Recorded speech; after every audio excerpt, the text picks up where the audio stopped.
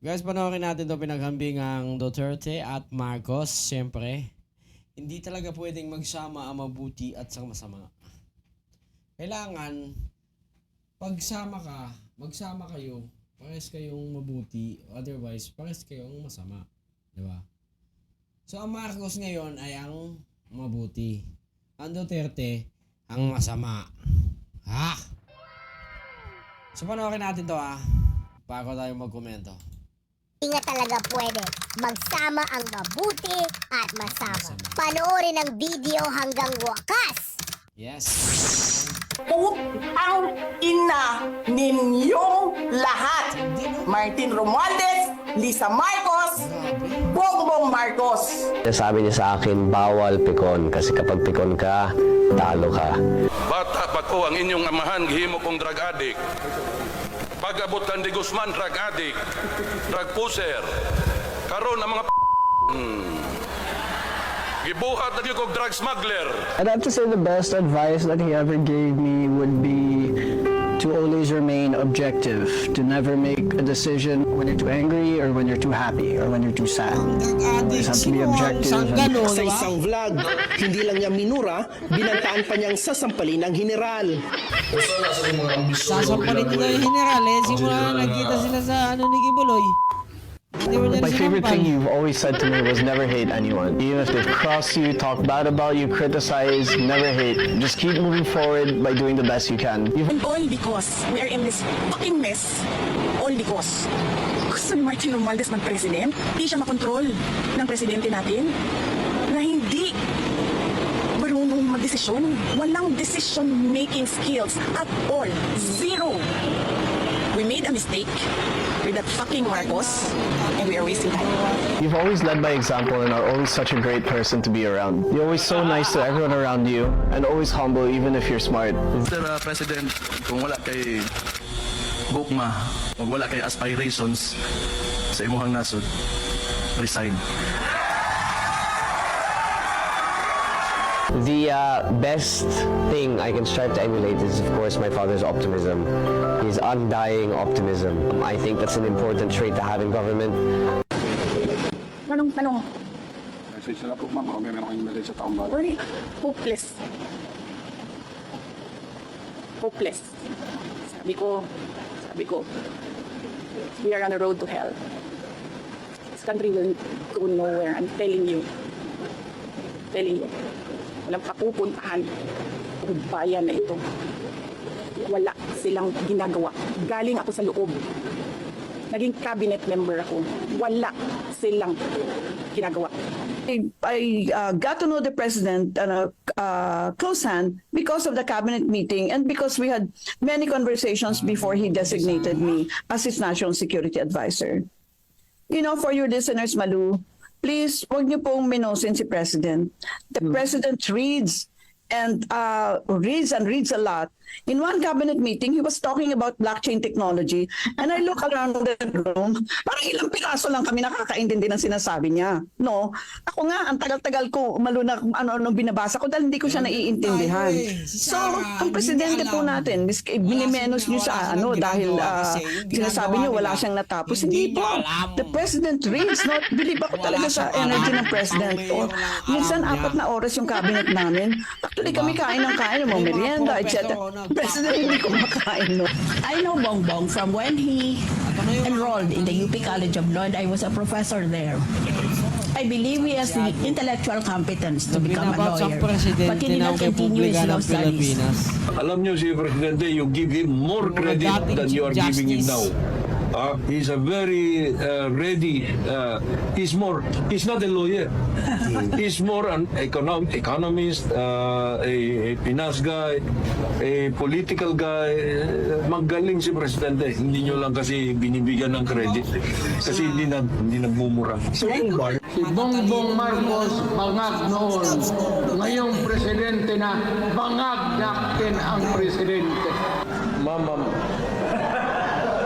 you have to, even if you kill me 1,000 times, wala akong sinabi na.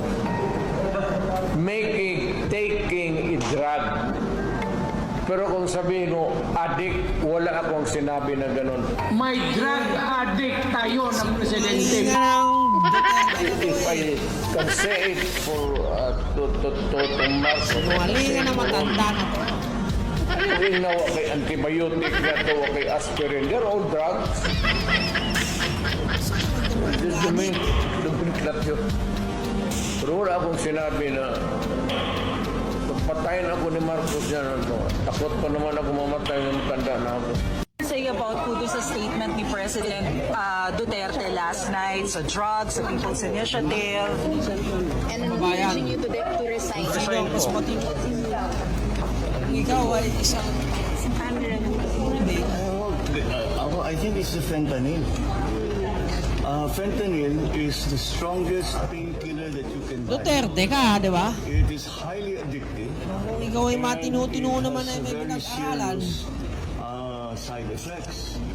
And Pumunta ka sa PRRD bongbong, has been Marcos. taking the drug for a very long time now. When was the last time he told us that he was taking fentanyl? Mga 5-6 years ago. Something like that. After 5-6 years, it has to affect him. Kaya, alagay ko, kaya nagkakaganyan. So, you know, Ang problema kasi ito sa mga Duterte, siguro mga ano to mga to, yung mga sanggano lang ang alam, no? Walang alam kundi pumatay, pumatay, pumatay, kill, kill, kill, kill. Yun ang alam. Walang ibang bukang bibig kundi pumatay. Wala man lang ekonomiyang binabanggit. Walang mga tulay, kundi yung pinagawa ng DDS na mga China. Yun lang, dalawang yun. Tulay sa Manila at tulay dito sa Makati. Walang ginawa ang Duterte kundi pumatay ng mga Pilipinong drug addict. Drug addict. Drug addict lang. Yun lang ang gustong patayin, di ba? Di mo irrehabilitate.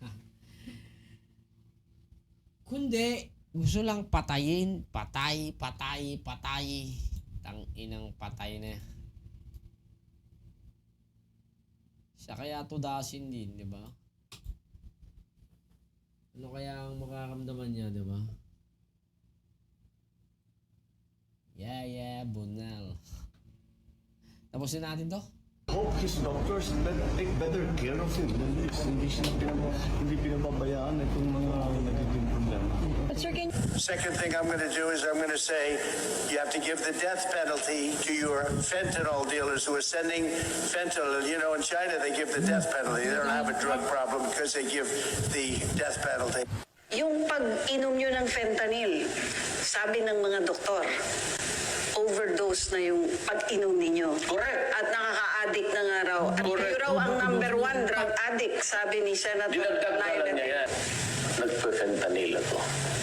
Nagpe-fentanyl ako. Ilagay ko lahat. Magandang feeling. Magandang feeling. Para kang nasa... I have never been to paradise, but I've been there. Kapag inom siya ng nakakakita mo ng paradise. One time, hindi ko na napansin, nakalimutan ko yung marka. Hindi naman to every week, as you originally said, good sir. for ano yan good for 3 days yan, ma'am. So, kasi nga, gusto ko floating. So, kinaklaro ko lang, sir, kasi maraming na-istorbo doon parang sabi nila, bagabag to, no? Parang sabi nila, fentanyl is worse than morphine, it is addictive, and the fact that you're taking it now weekly may have an effect on your... Men judge best when they condemn. Totoo nga ang kasabihan na kung ano Gusto ko yung bangag. Ang ina. Ewan ko ba't binuto-buto yung mga hype na yun.